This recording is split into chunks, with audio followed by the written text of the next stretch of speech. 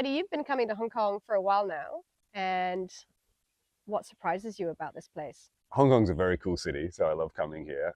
And the thing that really blew me away when I first came here was the access to nature people have. I mean, I'm a keen trail runner, and the ability to get out and be in nature in this city, in such a big city, people have that in a way that I think other people in other big cities really couldn't imagine. And it's one of the things that makes this such an iconic city and a really special one to come and visit. Do you think it can be a model for sustainable urban development in Asia or globally? I think Hong Kong is looked to for its leadership in lots of different spaces. And yeah, certainly the kind of planning and engagement with nature on the terrestrial side is something that it is already a model for. And as you know, we're super keen to see it do the same thing on the ocean side. I definitely am keen. That's a big part of the work that we do. But one of the questions that we get a lot, being such a small city, in such a small footprint, right, for conservation globally, how do we tie this in to make what we do here regionally significant? Any thoughts? Yeah, and I get that question a lot because you're right, Hong Kong is small in the scheme of a giant organization, a giant planet, but it's also a really neat place. I mean, Hong Kong is significant in its own right. Not only is it hugely biodiverse, especially on this East Asian coast, the topography and the different ecosystems here, and the fact that you've got islands and you're on estuaries, there's a lot of biodiversity to save here, and a lot that still needs to be done in Hong Kong. So I always tell people, this is not just about Hong Kong's role in a global team. It's about, Hong Kong taking care of Hong Kong's really important natural features. And I think the second reason why Hong Kong's really important for us in the Nature Conservancy and for conservation generally is that there are leaders here.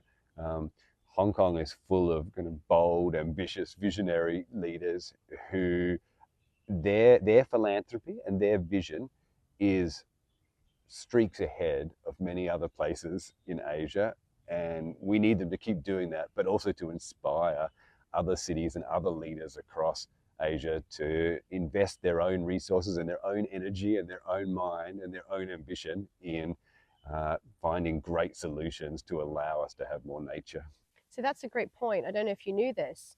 I'm sure you do. Hong Kong is Asia's regional hub on green finance, right? So, and it's one of the global hubs for green finance, but it's certainly a leader in Asia. And this is definitely something, tying to the philanthropy and tying to the leadership in philanthropy that we have here. There's also that leadership also from the policy angle in green finance and pushing Hong Kong to be the place for green finance in Asia and one of those globally. So that's something that we're really excited about, to see how we can develop more financing solutions for Hong Kong.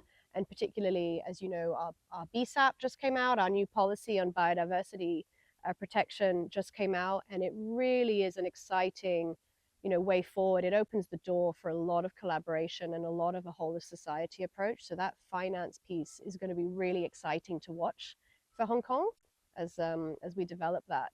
And certainly I think that it's always, Hong Kong strives to be Asia's city, right? Asia's global city. So how we can leverage on that to support and to link the dots with conservation in the region is another big part of what we're trying to achieve.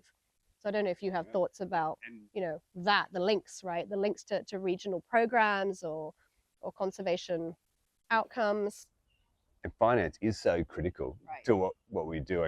This is a finance center, and the reason why it is important, both because our work requires dollars, and we have to unlock new ways to channel money into nature-based solutions. We can't rely on governments to do all the lifting. And so places that kind of set the rules for the market, not necessarily formal rules, but expectations, that makes a big difference. And that's the sort of leadership we need here in Hong Kong.